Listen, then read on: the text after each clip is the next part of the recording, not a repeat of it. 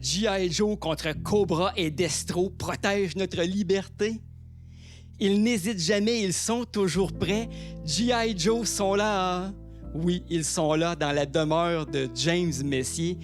Ça, c'est ce que moi, ça me rappelle G.I. Joe. Les souvenirs de mon enfance, la nostalgie.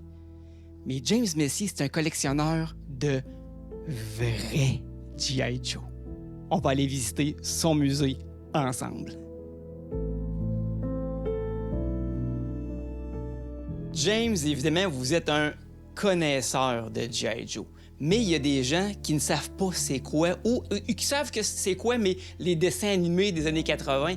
Pouvez-vous m'expliquer G.I. Joe, c'est quoi? Quel est le phénomène? Ça a commencé quand? Qui a inventé ça? OK. G.I. Joe, il a commencé dans les années 64 aux États-Unis. OK. C'est le concurrent de Barbie pour les garçons. Voilà, c'est ça. Il y a une affaire. Mattel, ils ont sorti Barbie. Hasbro ont sorti G.I. Joe. Mais Hasbro, ils ont tout le temps dit que c'était pas une poupée. C'était une figurine articulée de 21 mouvements. Même aujourd'hui, les nouvelles figurines, ils n'ont jamais été capables de trouver d'autres mouvements que les 21 mouvements. Parce que là, les figurines que les gens connaissent, souvent, c'est des petites figurines 3 pouces et demi, 3 pouces et quart. C'est 3 quarts. Et celles-là sont de quelle grandeur? 12 pouces. 12 pouces réels qui équivaut à un soldat de 6 pieds. OK, parce que c'est à l'échelle, là. Oui, tout est à l'échelle. Les camions sont à l'échelle, les motos sont à l'échelle, les outils, mettons, les pelles, les mitrailleuses, c'est tout à l'échelle 1,6. La plus vieille figurine que vous avez, vous m'avez dit tout à l'heure là, que vous l'aviez eue quand vous étiez petit. Oui. Vous aviez quel âge et de quelle année date cette figurine-là? Elle date de 65. G.I. Joe est sorti aux États-Unis en 64, calculé 65, qui faisait le bonheur de la compagnie Pocket à Québec. Les vitrines étaient pleines de G.I. Joe. C'est la figurine de la police militaire OK. qu'on voit Donc, ici. elle date de 65. Oui, elle est à moi, elle. Tout l'équipement que tu vois, c'est l'équipement origine. Le linge, il est marqué Made in Japan. Selon les collectionneurs, tu as différents grades de collection. C'est le linge qui était fait au Japon. Une autre affaire aussi, on dit qu'on a perdu des usines aujourd'hui, mais une des plus grosses usines d'Hasbro qui faisait G.I. Joe était à Montréal. Vous estimez à combien de figurines dans votre collection? OK. Moi, j'estime figurines, camions, objets qui se rapportent à G.I. Joe, à peu près 700. 700 items. Oui, 700 items. Il y en a qui sont encore dans les boîtes, comme tu peux voir en haut. Mais chaque item a son histoire. Je vais vous poser une question indiscrète. Vous n'êtes pas obligé de me répondre. Quelle valeur, ça a quelle valeur, selon vous, monétaire, votre collection? On va prendre un exemple. La police militaire, Oui. elle vaut à peu près 1500 $ canadiens. Juste cette figurine-là. Ça veut dire, comme je vais vous dire, un bon gros fonds de pension quand je suis à vendre.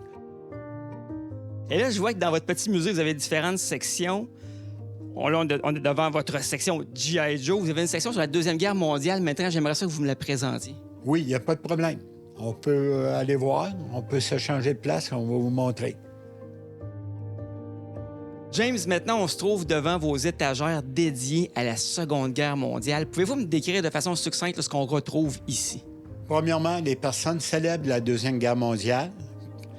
Tu vois Churchill avec son V de la victoire, Staline, Roosevelt, ainsi Adolf Hitler, qui était le maître de la Deuxième Guerre mondiale.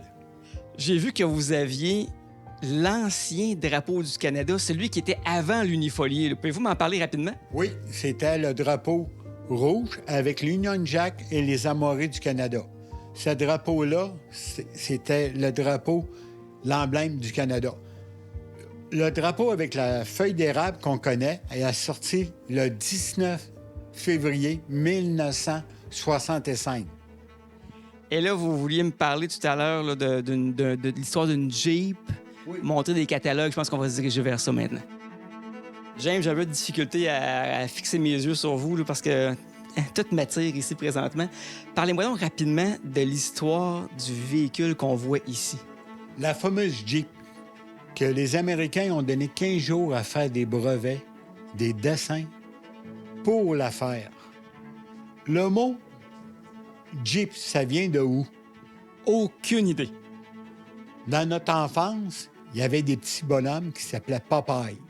Ça, je m'en souviens. Popeye, Olive, C'est Brutus. ça. Après, il y avait un petit bonhomme qui disparaissait, qui s'appelait JP. C'était un genre de chien, un personnage fantastique, qu'on pouvait dire. Ils ont pris son nom, ils ont été les Grecs, ils ont appelé ça Jeep, parce que le Jeep était un véhicule qui servait à tout. Alors, tu pouvais transporter des blessés, tu pouvais avoir un véhicule de reconnaissance, tu pouvais monter avec une mitraillette dessus de 50 mm ou 35 mm. Ça dépendait de ce que tu voulais. Les Jeeps, pendant la Deuxième Guerre mondiale, ils n'ont fait pas loin de 700 000. On pense aussi que c'est nouveau partir en auto avec un starter en pesant sur un démarreur, excusez notre terme anglais, en pesant. Mais dans ce temps-là, à la guerre, il n'y avait pas de clé. Il fallait un moyen pour les vite rapides. Ça veut dire que c'était un bouton qui pesait dessus, le moteur partait. Je remarque un détail intéressant ici. La figurine qui est ici tient une bouteille de Coca-Cola dans ses mains. Oui, à cause des Américains, quand ils sont arrivés en France, avec le 6 juin, le débarquement, ils ont emmené la gomme, le chewing-gum. Ils ont emmené aussi le Coca-Cola. Les cigarettes, mais surtout le Coca-Cola. Le Coca-Cola, là, c'est là qu'il est rentré en Europe. James, quel est le futur? Qu'est-ce que vous voudriez faire dans le futur avec votre collection? Moi, premièrement, un collectionneur, il y a deux choses. Quand il commence à collectionner, moi, ça fait peut-être plus que 25 ans que je collectionne. Au début, c'est pas montrer sa collection.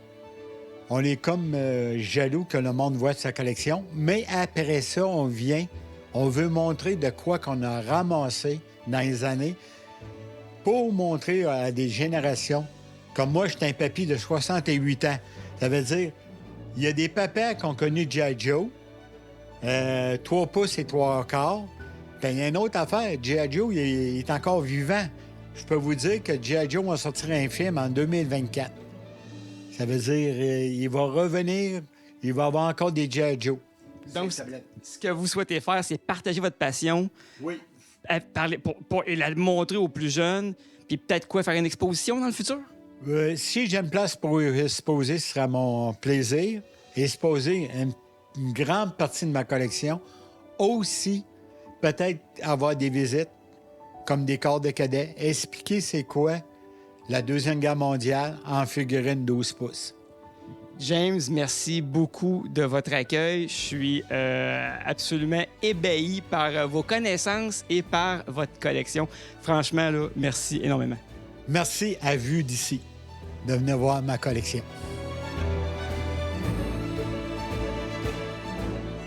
James Messier est un retraité de la commission scolaire des Premières Seigneuries, mais c'est surtout et avant tout un collectionneur invétéré et un connaisseur de l'histoire de la Deuxième Guerre mondiale et de l'histoire des G.I. Joe.